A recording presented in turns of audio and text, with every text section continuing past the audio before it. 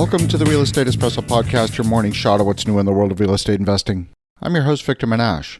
Today's show starts with the story of Deborah Hodge, who recently married her cat, named India, in a loophole scheme to avoid rental restrictions. They barred Hodge from bringing animals into her apartment. The 49-year-old woman from London devised the plan to marry her cat after already having rehomed 3 previous pets due to landlords who rejected pet owners from their properties. The single mom of 2 humans now hopes to show her commitment will prove to property owners that India is more than just an animal.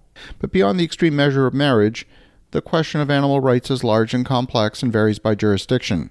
Does a tenant have the right to have a pet living with them? If yes, are there any limits on the type of pet? Most pet owners have the traditional cat or a dog. But where is the line of acceptable? Is it okay to have a tiger as a pet? How about a wolf? What about a rattlesnake or a python? Pythons have escaped from pet owners and have infested the Everglades in Florida, affected the entire ecosystem. A parakeet is probably fine, but how about a rooster or a falcon? Many landlords charge additional fees if you have a pet. The purpose of these fees is to cover the additional costs associated with damage and cleaning that the pets are presumed to cause. Above and beyond the additional damage, pets can interfere with the lives of neighbors. Is it okay to have a tenant leave their dog on the balcony barking for hours? The rules vary by jurisdiction. Some cities have implemented local bylaws governing pets. Where I live in Ontario, Canada, the Provincial Landlord-Tenant Act does not allow the landlord to restrict tenants from having a pet. Some landlords still try to include a no pets clause in their lease, despite the fact the clause cannot be legally enforced. In the U.S., there's a tapestry of regulations. It turns out that generally, landlords do have the right to prohibit pets of any kind on their leased premises. They also have the right to allow some pets, but not others.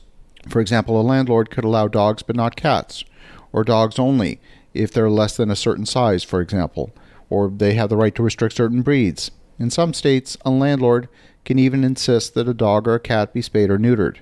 Size of the animal, breed of the animal may all be used by the landlord to restrict ownership of the animal on the premises. But there are some exceptions. Many landlords can and do require a pet deposit to pay for the damage that an animal can cause.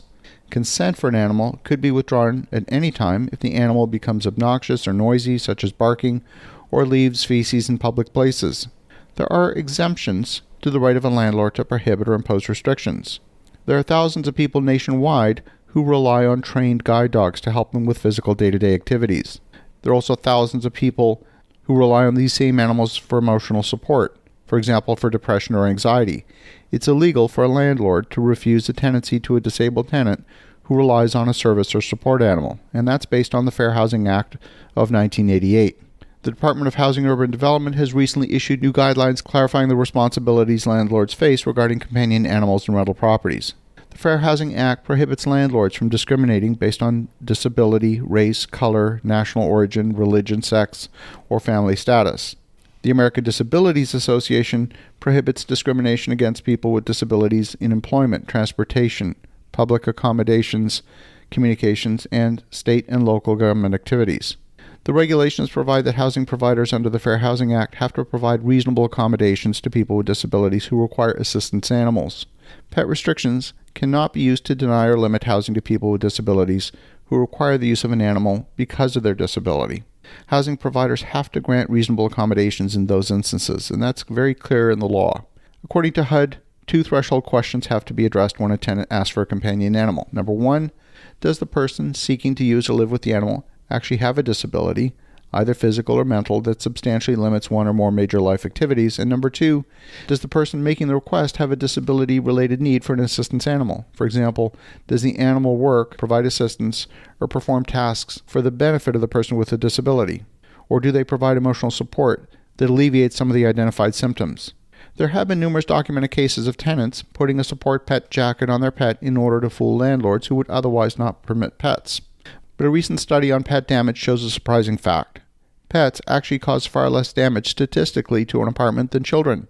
Not only that, you can increase your revenue with pets in a way that you cannot with children. In my opinion, landlords should be embracing pets as an additional source of revenue, and where necessary, put the policies and cleaning in place that will keep a top-quality rental property in top-notch condition. As you think about that, have an awesome rest of your day. Go make some great things happen. We'll talk to you again tomorrow.